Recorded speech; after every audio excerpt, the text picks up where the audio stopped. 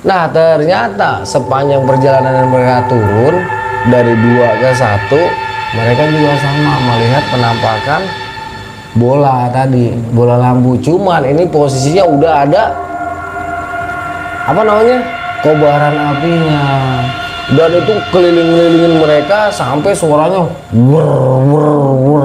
Jadi mereka turun ke bawah itu sambil sholawatan nggak putus-putus.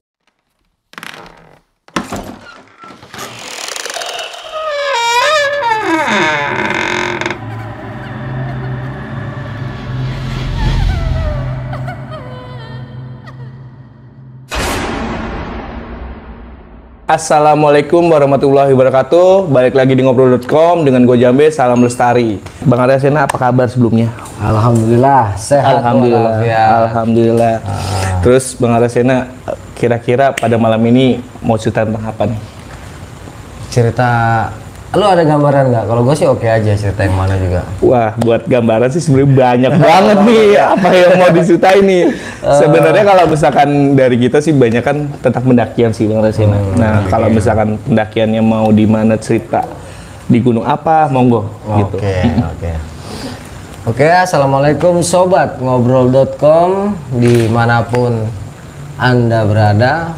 Alhamdulillah ya, malam ini dengan izin Allah serta kasih sayang Allah, gue masih bisa berjumpa dengan rekan-rekan. Dan tentunya tidak hanya sekedar berjumpa, tetapi gue akan membagikan cerita dan pengalaman gue di saat gue melakukan pendakian. Gue coba inget-inget waktu gue naik Merapi deh tahun 2004. Oke. Tapi sebelum masuk ke ceritanya, buat teman-teman jangan lupa subscribe, like, komen buat ngobrol.com. Semoga ngobrol.com semakin baik lagi ke depannya, dan terima kasih atas saran dan kritiknya buat ngobrol.com. Silahkan Bang Arsena untuk ceritanya.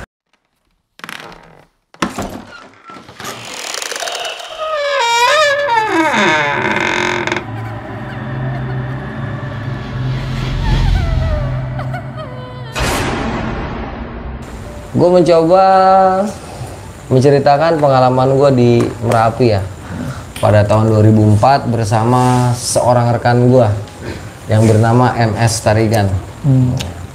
Saat itu memang pendakian ini beda dari pendakian yang lainnya, karena sudah direncanakan. Ya. Karena MS Tarigan ini sudah bukan anak sekolah lagi ya. Dulu kan dia waktu jadi anak didik gue masih sekolah ya. Duitnya masih cekak. Tapi pada saat itu MS Tarigan, sobat gua ini, dia sudah menjadi seorang anggota polisi. Jadi bisa dibilang uangnya banyak lah.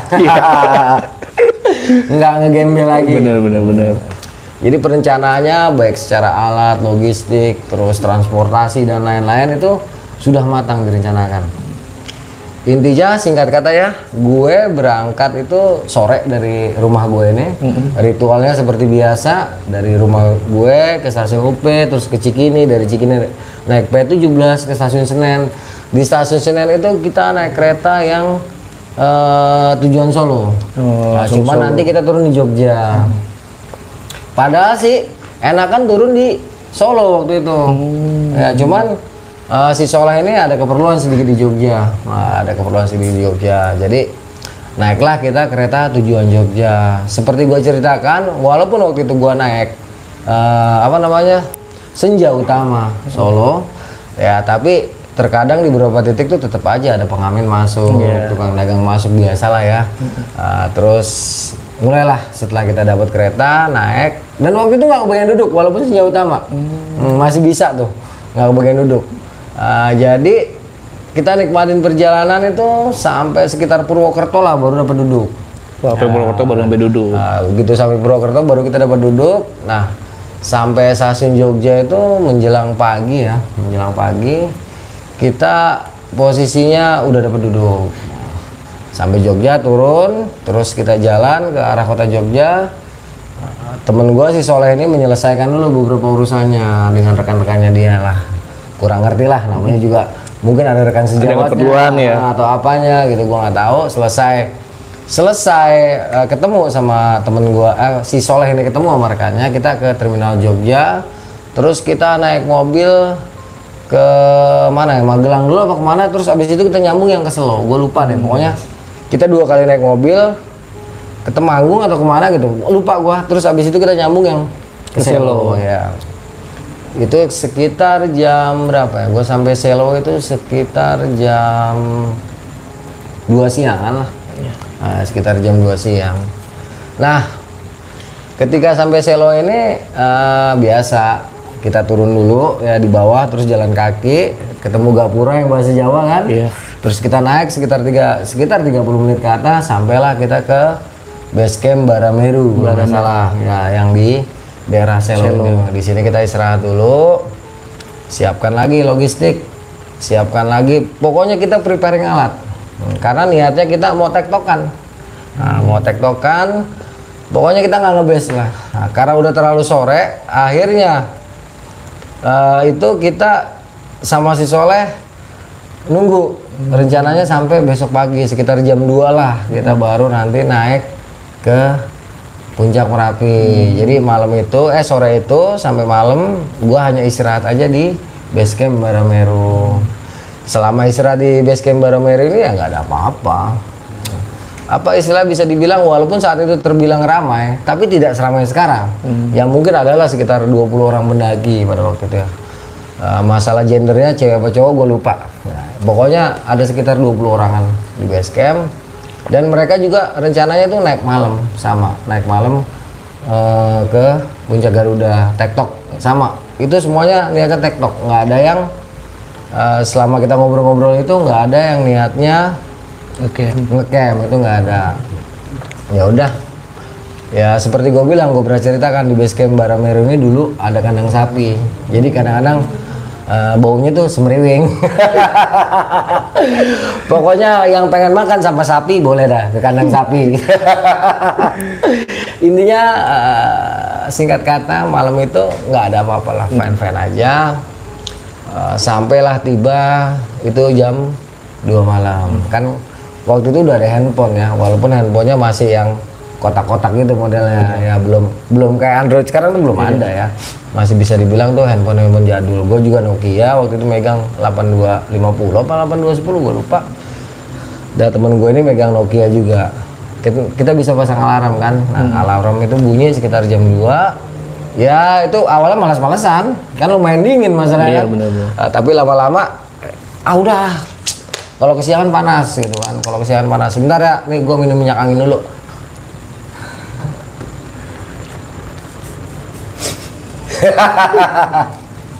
Nah itu apa namanya, kurang lebih setengah jam lah kita molor. Akhirnya gua sama Soleh bangkit dari tempat tidur di base camp, kita siapkan senter kita, terus kita langsung berjalan menuju ke arah Menara Pandang. Tau nggak Menara Pandang di Selo? Iya, 2016 gua kesana bang. Nah dulu masih sederhana banget.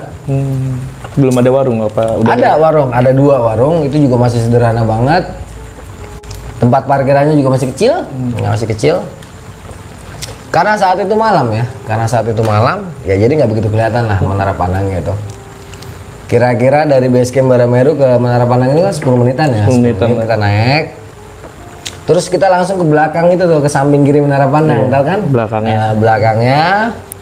Karena waktu itu malam, ya jadi kebun atau ladang-ladang sayuran di sebelah kanan kita kalau kita naik itu nggak kelihatan. Nah dulu sebelah kiri belum ladang, belum ada ladang 2004 itu, baru sebelah kanan lagi, itu masih sedikit, nggak terlalu banyak ya. Itu tapi siang kelihatannya, karena waktu itu gue naiknya malam, itu nggak kelihatan ya. Jadi waktu itu temen gue si Tarigan ini dia di depan, gue di belakang. Karena kita ini udah cukup lama saling mengenal ya, bisa dibilang hubungan emosionalnya cukup kuat antara junior sama senior dah. Bisa dibilang ini Tarigan anak didik gua. Jadi di dalam pendidikan ini dia tuh percaya lah, di dalam perjalanan ini dia tuh percaya banget sama gua. Oke. Ketika jalan, seingat gua ya, dari pos 1 Merapi sampai ke pos 2 jalur itu masih tanah. Ya, masih tanah. Itu kalau musim panas, itu debu kita bisa dijamin bulu hidung kita penuh sama debu. Ya, tapi saat itu gue jalan kayaknya di musim penghujan. Jadi tanahnya itu padat. ya. Di saat mulai berjalan, gue inget nih pada tahun 97 atau 98 ya, gue lupa. 97 98 ya, Kun, yang kita ke Merapi, Kun. 98 ya. Itu di tahun 98 kan gue pernah memiliki, bukan memiliki tuh. Maksudnya gue pernah mengalami kejadian yang lumayan horor di sini, di mana setelah lepas pos 2 nanti, ya lepas pos 2 kan nanti kita ketemu pertigaan tuh. Ada jalur yang katanya jalur Kartini ke kiri, ya, dia beda punggungan sama jalur yang biasa lurus. Nah di sini ketika itu gue sama Jakun punya pengalaman, Jakun ngikutin gue diikutin Jakun, tapi posisinya Jakun itu belok ke kiri ke jalur yang super terjal, sedangkan gue lurus. Nah, karena gue teringat, ya, begitu naik itu gue teringat kejadian tersebut, ya, biasa normal lah, gue merinding, menjelang sampai pos 2, dulu belum ada, itu tuh shelter-shelternya belum ada, cuman waktu itu masih ada dari besi lah, tapi udah rusak, cuman pos 1 doang yang masih bagus, belum pos 1 doang, pos 2 tuh udah rusak, jadi kayu-kayunya, atapnya tuh udah nggak begitu layak ya. Jadi ketika sampai pos 1 aman masih. Nah pos 1 mau ke pos 2 baru nih gue inget yang kejadian tadi gue ceritakan. Kebayang sama gue. Itu pas kita mulai melangkah kan si Soleh ini nggak peka orangnya nggak peka, dia bisa dibilang sama begitu-begituan atau sama yang gue gitu. Sorry ya, nggak terlalu peka dia ya, bisa dibilang cuek lah. Jadi dia tuh cuek aja. Sementara gua kan di belakang jalan di belakang. Kira-kira 15 menit lepas pos 1. Awalnya seperti biasa nih ya. Ini gue mau ingatkan ya buat teman-teman. Gue kalau naik gunung sama sekali nggak pernah mau nyari setan. Sama sekali nggak pernah mau nyari horor. Tapi apa daya dan upaya, kalau memang ketentuannya mata gue ini atau takdir perjalanan gue ini harus selalu, ya nggak harus selalu sih, lebih banyak ketemu dengan kisah-kisah horornya. Nah mulailah kisah horor ini setelah lepas dari pos 1 kurang lebih 15 menit. Yang tadinya itu biasa-biasa aja, cuma sekedar gelap, cuman kelihatan bayangan-bayangan pohonnya di balik kegelapan malam atau terkena cahaya lampu senter kita. Saat gue mulai melangkah, itu di belakang gue, tepat kira-kira 2 atau 3 langkah di belakang gue, itu benar-benar terlihat ada cahaya senter. Ya, awalnya gue seneng, ya. Cuman kira-kira 10 menit ke depan, ini cahaya senter di belakang, tapi kok suara langkah kakinya kok nggak kedengeran gitu. Sementara kayaknya temen gue si Soleh juga itu nggak merasa ada sesuatu. Dia nggak merasa ada orang lagi gitu lah. Pokoknya dia biasa aja jalan di depan, dia tetap fokus, dia terus ke depan. Sementara gue yang di belakang ini kan ngos-ngosan kan, akhirnya gue putuskan untuk nengok. Ketika gue nengok, ya ternyata itu bukan senter, bro, tapi sebuah titik atau bola ya seperti api, tapi dia tidak berkobar apinya, hanya seperti bola api. Dia memancarkan cahaya terang dan posisinya sekitar 3 atau 4 langkah di belakang gua. Yang gua aneh, ketika gua ngeliat itu kan gua langsung istighfar, astagfirullahaladzim, sambil gua lompat. Si Soleh balik badan nanya, ada apa nih? Emang lu nggak lihat? Kagak lihat apa-apaan gua. Ada apa? Ya nggak ada, gua kesandung. Gua bilang kayak gitu aja kan. Supaya temen gua ini juga, walaupun notabene dia tuh bukan penakut ya, tetapi jika kita misalnya gue tidak sembunyikan hal ini, gue khawatir dia takut gitu kan, mendingan ini gue keep aja, karena yang biasa ngeliat penampakan atau melihat penampakan itu gue gitu kan. Ketika si Soleh menanyakan dan dia merasa emang nggak ada apa-apa, kan kita lanjutkan lagi. Nah dari pos 1 ke pos 2 itu kan jaraknya juga kurang lebih 30-40 menit ya, nggak terlalu jauh ya. Tapi kondisi jalurnya lo tau sendiri kan, udah mulai enek nih, batu-batu.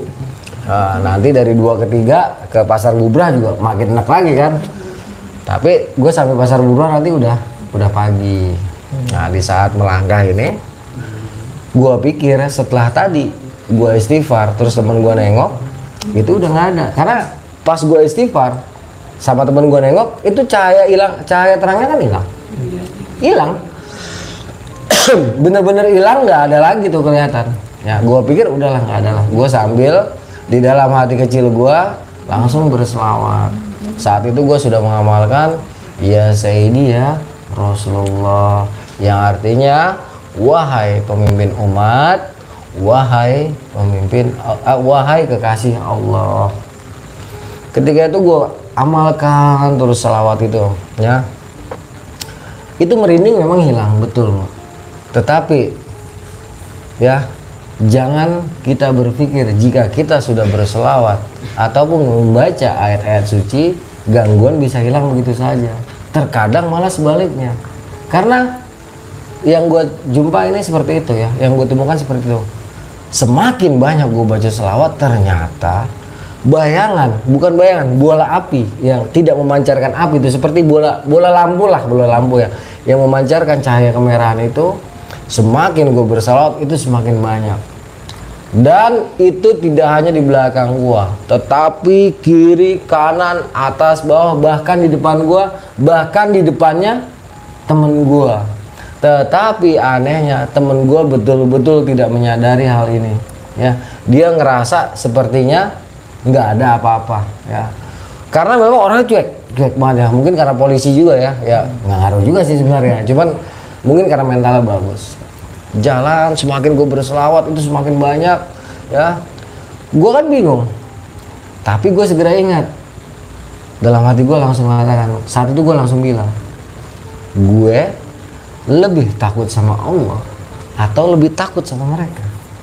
Gue baca selawat ini yakin ya sih akan dapat pertolongan juga syafaat kanjeng Nabi. Saat itu gue langsung berpikir kayak gitu ya, karena memang dibutuhkan ketenangan di dalam situasi apapun ya. Ketika kita melakukan pendakian, kita sangat butuh ketenangan. Sehingga apa sih? Sehingga hakikat penciptaan kita sebagai manusia, sebagai makhluk yang jelas-jelas dikatakan makhluk yang paling mulia, itu akan hidup kembali. Sehingga ketika kita membaca sholawat ataupun doa-doa ataupun ayat-ayat suci, hakikat harga diri penciptaan kita, juga kepercayaan kita kepada pencipta kita dengan bacaan-bacaan yang kita baca itu betul-betul kualitasnya yakin, bahkan hakul yakin. Setelah gue sampai ke taraf itu, barulah satu-satu lampu-lampu yang merah-merah ini dia menghilang. Sampailah kita di pos bukan yang batu dulu, yang naik batu dan ketemu pertigaan. Nah, sampailah gue di situ sekitar setengah jam, kita istirahat. Nah, dari situ ke Pasar Bubra itu kan masih sekitar 1 jaman ya, kalau ingat ya. Nah, di situ gue udah sekitar jam 5-an, udah sekitar jam 5, udah pagi, istirahat. Waktu itu kalau nggak salah gue makan roti, terus bikin teh manis ya, karena si Soleh ini dia nggak ngerokok, dia nggak ngopi, benar-benar sehat hidupnya. Ya nggak kayak kita nih yang ngopi, yang rokok gitu kan. Nah, seingat gue periode itu udah nggak ada apa-apa, istilahnya bisa dibilang tuh fine-fine aja. Terus kita lanjutkan perjalanan lagi sekitar jam 6 atau jam setengah 7, setelah melewati jalur yang mantap tuh, naik terus kita ke atas bukit terus turun kan, Watu Gajah, Watu Gajah ya, kita sampai di situ terus kita turun ke arah Pasar Bubra. Di Pasar Bubra ini situasi udah terang benderang dan terlihatlah beberapa orang pendaki yang sedang berjalan menuju ke Puncak Garuda. Pada saat itu Puncak Garuda masih ada ya, dan kita masih bisa sampai ke pucuknya ya, tidak seperti sekarang yang hanya bisa sampai ke Pasar Bubra, karena memang rawan sekali ya. Puncak Garuda sudah berubah menjadi lancip seperti Tugu kan, beda sama gue dulu. Sayangnya nih foto-foto gue dipegang Soleh, dan Soleh karena masih klise nggak bisa nyetaknya mahal ya. Mudah-mudahan ntar si Soleh bisa nyetak ya. Nah, di Pasar Bubra ini gue cuman berdua sama Soleh. Ini pagi ya. Soleh bilang sama gue waktu mau jalan, "Net, itu tadi ada 4 orang naik ke atas ya? Iya, gue bilang ada 4 orang naik ke atas. Nah itu yang 3 orang di balik batu ngapain tuh? Pada diem aja dari tadi gitu kan. Sekarang gue yang kagak ngeliat pas dia ngomong. Ini pagi-pagi padahal. Jadi si Soleh ngomong, dia nunjuk, dia ngeliat ada 3 orang, ada 3 orang atau 2 orang. Ya modelnya kayak pendaki, dia duduk tuh di deket batu. Cuman karena gue tuh nggak mau merusak situasi, gue bilang, oh iya Leh, lagi istirahat kali, udah cuekin aja. Udah kata Soleh, iya kali dia istirahat, udah kita terus kan nih, ya terus lah. Emang jalurnya mana? Ini udah kanan, itu kanan, terusin aja. Naik ke atas, nanti ketemu pinggiran tebing batu ya, lurus. Nanti kita belok sedikit, kita ketemu kawah mati sebelah kiri, belok ke kanan, jalan datar, ketemulah kita puncak Garuda. Gue bilang kayak gitu. Ya udah jalan lah, cuekin aja. Jalan kita. Jalan terus kira-kira mungkin sekitar 30 atau 40 menit ya, setelah melewati medan yang cukup terjal, sampailah kita ke kawah mati. Nah di kawah mati ini gue ngantuk banget bro, gue ngantuk banget. Gue tidur dulu sebentar. Sementara si Soleh di samping gue. Nah, gue nggak tahu dia tidur apa nggak. Gue cuma bilang sama Soleh, Leh, kalau udah sejam lebih tolong bangunin. Gue bilang kayak gitu, soalnya bahaya nih kalau dingin. Iya. Pas gue tidur itu kabut, katanya nih, kata si Soleh itu kabut turun. Kabutnya tebel banget. Nah 4 orang yang sama-sama gue lihat waktu kita di Pasar Bubrah ya, itu kata si Soleh kok nggak turun-turun, sedangkan gue tertidur tuh hampir 2 jam, padahal gue pesennya tuh kan sejam udah dibangunin ya. Tapi ini hampir 2 jam gue gak dibangunin, jadi begitu bangun gue tuh menggigil banget. Terus gue tanya, Leh yang tadi ke atas udah turun belum? Belum ya katanya. Kok belum turun ya? Lintas kali kata dia gitu, lintas kali ke selatan. Kagak bisa, gue bilang kayak gitu, kecuali bawa peralatan atau dia menguasai ilmu rappelling lah atau rock climbing. Tapi ya sulit kalau kita rappelling tanpa alat tuh sulit. Kalau rock climbing itu masih bisa solo, tapi kalau rappelling itu susah banget ya. Gue bilang sama dia, ya udah kita lihat aja ada apa enggak. Bangun, udah kedinginan, itu kabut tebelnya udah tipis kan. Gue jalan ke arah puncak Garuda. Ternyata sampai puncak Garuda 4 orang di depan kita nggak ada. Cuman saat itu ya kita biasa aja. Karena apa? Karena siang-siang ya. Jadi walaupun merinding, tetap ya tidak membuat kita terlalu shock lah, bisa dibilang biasa aja. Gua sama Soleh tuh walaupun kaget setengah mati, ya tapi biasa aja. Ya, udah ketika kita lagi nikmatin situasi ya, keberhasilan kita menaklukkan ego kita sendiri ya, menaklukkan rasa letih kita sendiri, menaklukkan rasa takut kita sendiri. Ketika kita sedang berada di puncak Garuda Merapi, kira-kira 15 menit, cepret-cepret dan lain-lain, ternyata rombongan, ya ada satu rombongan di belakang gua, itu 12 orang baru naik. Nah, padahal mereka itu posisinya jalan duluan. Tapi di Pasar Bubrah gua nggak ketemu, nggak ngelihat mereka sama sekali. Ya, gua tanya-tanya, lah kok baru pada sampai, gue bilang kayak gitu. Pada istirahat di mana? Di Pasar Bubrah, bang. Kata dia di Pasar Bubrah sebelah mananya, deket batu. Yang 3 orang tadi, 3 orang. Enggak bang, kita ber-8 kata dia. 8 orang. Nah lu ngeliat gue naik nggak? Kita nggak lihat bang, makanya kita bingung. Kok abang tiba-tiba bisa ada di puncak aja gitu, gue bilang. Nah lo, ini kan ini week-weeknya, ini Merapi ya. Merapi 2004 itu masih lumayan sangar, Tapi lagi-lagi karena ini siang hari dan kita tuh menjaga situasi lah supaya nggak panik ya. Gue bilang, oh ya mungkin tadi pas kabut kali gue lewat, gue bilang kayak gitu. Jadi lu nggak ngeliat gue. Oh ya udah bang. Terus foto-foto lagi. Nah, itu udah sekitar jam berapa ya gue di puncak itu? Berarti udah sekitar jam 11-an ya, udah jam 11 siang. Terus gue turun, mereka kan masih di puncak Garuda nih ya. Setelah kita dari puncak Garuda kita turun. Perjalanan turun itu gue masih Soleh berdua. Dari puncak Garuda ke Pasar Bubrah nggak ketemu orang sama sekali. Ini siang-siang, cuman hawanya tuh ngalamin gak sih matahari terik, tapi di kulit itu nggak ada rasanya gitu. Pernah ngalamin nggak? Pernah kan? Nah, gue tuh kayak gitu waktu itu di Pasar Bubrah, matahari terik, tapi di kulit tangan itu nggak ada rasanya. Jalan, Nah, gue inget lagi nih pas sampai sini kejadian waktu gue masih jakun di Pasar Bubra.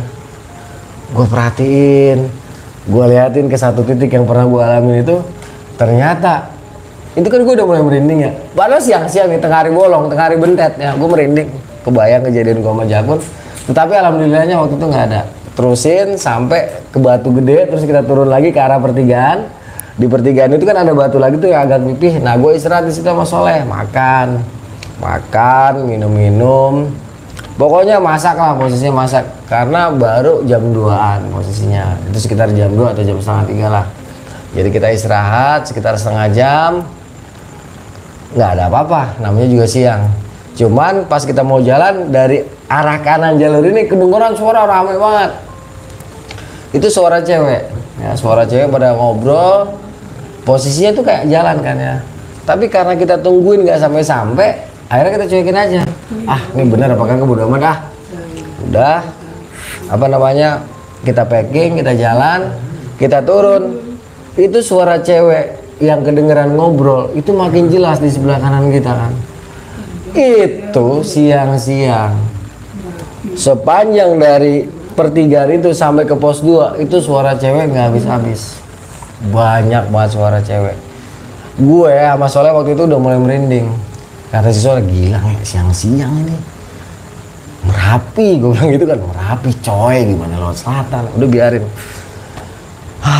Akhirnya kita sampai pos 2 istirahat, terus lagi jalan.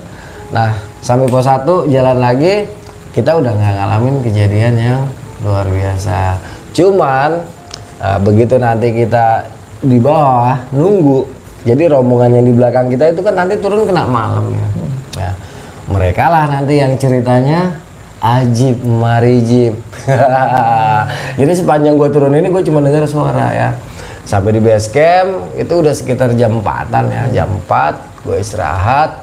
Waktu itu gue nggak mandi sih, cuma cuci kaki, bersih-bersih, makan sama makan Indomie itu kan beli, nungguin sampai habis maghrib.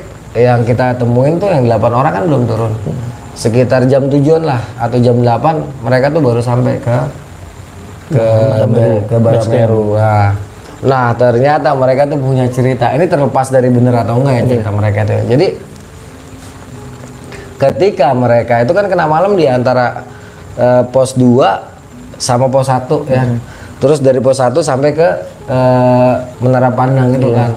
Nah, ternyata sepanjang perjalanan mereka turun dari 2 ke 1, mereka juga sama melihat penampakan bola tadi, bola lampu. Cuman ini posisinya udah ada apa namanya, kobaran apinya, dan itu keliling-kelilingin mereka sampai suaranya wur wur wur.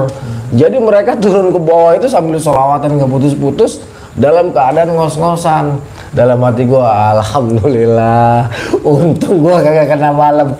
Siang-siang aja gua sepanjang jalan ketemu orang apa, dengerin suara orang ngobrol. Terus waktu malam kan kita berangkatnya dini hari ya, dini harinya kan gua juga ketemu ya. Terus di puncaknya ternyata orang yang kita lihat di depan kita kan tanda kutip. Pas kita pastikan lagi sampai Pasar Bubra itu memang nggak ada orang. Jadi gue sampai sekarang ini bingung. Itu orang mau bukan gue nggak ngerti. Tapi jelas banget penampakannya tuh kayak pendaki. Mereka bawa depek. Ya itulah kisah gue di Merapi pada tahun 2004. Jadi gitu teman-teman cerita dari Bang Arya Sena tentang pendakiannya ke Gunung Merapi tahun 2004. Ya betul. Via Selo. Via Selo. Nah mungkin dari tadi tuh gue pengen tanya sih Bang. Waktu lu sampai turun, kan pastinya ngobrol-ngobrol nih sama Bang Tarigan ya? Betul. Nah, itu sempat cerita nggak sih yang 3 pendaki yang dilihat sama Bang Tarigan sama yang nggak lu lihat, sempat ada obrolan nggak sih? Buka obrolan? Belum. Gua buka obrolan justru di bawah. Gimana tuh? Pas di pos, jadi si Soleh nanya, "Nge, itu 3 pendaki yang di Batu itu kira-kira rombongan yang 8 itu bukan sih?" Nah, terus gua tanya sama dia, 3 pendaki yang mana lah? Lu kagak lihat? Gua kagak lihat. Modelnya kayak gimana? Dia bilang, "Ah, lu serius tuh?" "Serius, gua nggak lihat." Terus yang 4 pendaki di depan kita, kalau itu gua nggak lihat nih, pada bawa depek kan? Iya, tapi kok nggak ada di puncaknya? si Soleh saat itu ngotot bahwa mereka tuh pasti tembus ke selatan. Karena dia memang logikanya terus yang dimainkan. Dia tuh nggak pernah mau menghubung-hubungkan dengan hal-hal mistis gitu. Walaupun gue udah berkali-kali ngomong, kagak mungkin leh ke selatan, itu mustahil banget. Bisa, tapi nggak bisa dengan peralatan seadanya. Palingan enggak tuh harus tahu banget yang namanya geger boyo. Iya. Apalagi mereka kata Bang Riasa cuma pakai depek kan. Betul, cuma pakai depek. Gue tuh ngotot-ngototan sama Soleh. Sebelum kita ketemu sama anak-anak yang 8 orang itu, akhirnya kita larut dalam obrolan sama mereka ini. Mereka juga sempat kita tanyain, ketemu nggak sih lo sama pendaki 3 orang di Pasar Bubrah? Terus di atas tuh masih sempat ketemu nggak pendaki yang 4 orang? Itu nggak ketemu katanya. Kalau buat gue tuh udah jelas, tanda kutip. Nah, tapi kalau Soleh tetap yang 4 orang itu dia yakin tembus ke selatan, ke jalur Genahrejo. Jadi terjawab tapi nggak terjawab. Betul, terjawab tapi nggak terjawab gitu. Jadi tetap 3 pendaki yang dilihat Bang Tarigan sama 4 pendaki yang dilihat sama-sama itu masih misterius sampai sekarang. Masih misterius sampai sekarang. Ya. Nah kalau misalkan waktu itu kan masih nggak kejawab tuh sama ya teman-teman Bang Tarigan sama Bang Soleh. Nah kalau misalkan sama pendaki itu kan sama-sama turun tuh. Iya. Nah berarti kan sempat ada obrolan nih, ada kesamaan nih antara Bang Arsena sama si pendaki 8 orang ini. Betul. Gimana tuh Bang proses ngobrolnya gimana tuh? Nah itu gue kurang begitu inget ya. Pokoknya kira waktu itu intinya kita tuh rame, saling alhamdulillah. Untung kita nggak kebakar, untung kita nggak angus. Soalnya kan di situ penyebutannya kalau nggak Banaspati ya Gelundung Pringis. Itu mitosnya menyebutkan jika kita ketemu mereka itu kalau kita bersentuhan kita akan hangus, habis terbakar. Jadi pada saat itu seinget gue nih ya, kenapa gue nggak ceritain itu? Tapi karena sekarang ditanyakan nggak apa-apa. Seinget gue saat itu kita cuma bisa bilang alhamdulillah, untung lu kagak sampai kesenggol. Kalau kesenggol habis lu jadi debu. Taruh kata saat itu pembicaraan yang paling banyak mengudara adalah kita bersyukur nih, terutama anak-anak yang 8 orang ini bersyukur bahwa mereka nggak ada yang tersentuh oleh makhluk-makhluk tersebut. Itu banyak banget sih depan belakang yang tadi dibilang. Iya, mereka bilang tuh banyak. Sama kayak gue, cuman mereka kan udah ada apa namanya kobaran apinya. Kalau gue kan enggak, lampunya aja ya kayak buletan aja, buletan merah. Beda yang sama gue sama Jakun. Kalau yang gue sama Jakun itu dia udah ada kobaran apinya, tapi nggak banyak, cuman 2 gitu. Itu pun cuma Jakun yang lihat, gua nggak lihat. Nah ini ada misterius lagi sebenarnya. Banyak kemisteriusan di Merapi memang. Oh, Merapi memang luar biasa, terutama Pasar Bubrahnya. 2010 juga gua ada kejadian luar biasa di Merapi dalam kisah cinta mati sang pendaki itu yang itu tahun 97 gua di lewat Genahrejo juga ada cerita-cerita yang luar biasa. Bisa dikatakan 4 kali gue mendaki Merapi itu 4-4-nya gue dapet pengalaman mistis. Jadi 4-4-nya ngalamin mistis semua. 4-4-nya mistis full di Merapi gue. Ada pertanyaan Bang? Masih yang tadi ya. Ya udah paling gue lanjut satu pertanyaan terakhir nih Bang. Kalau misalkan disuruh ke Merapi lagi, misalnya disuruh ke Merapi lagi nih.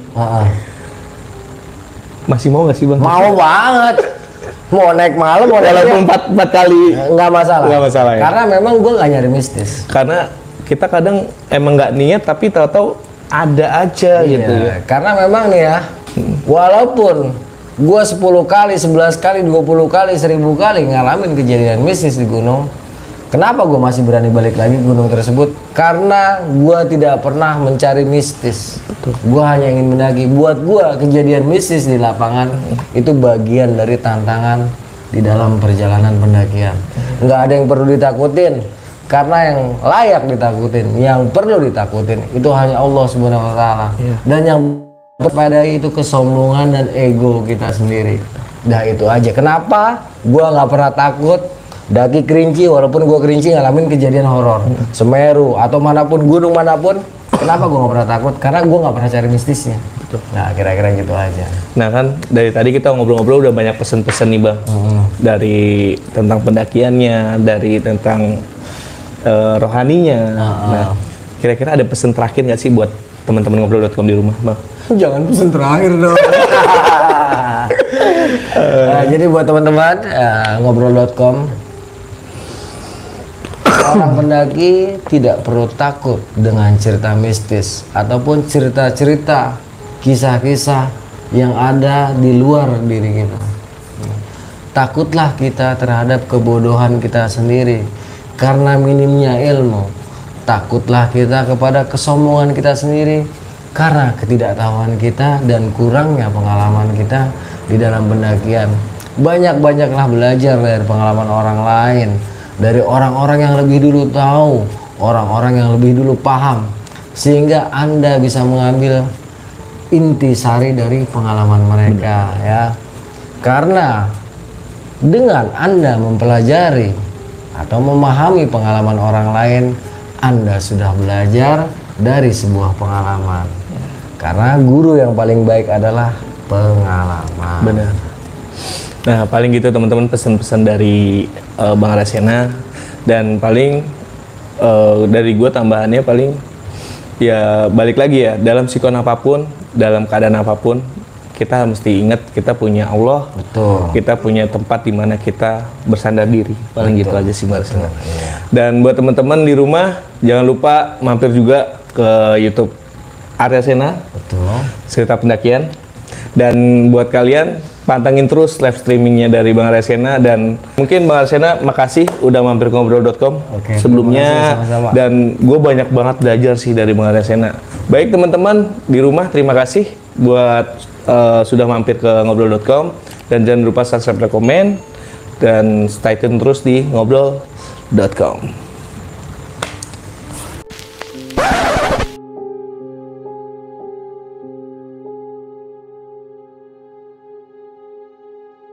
Thank you.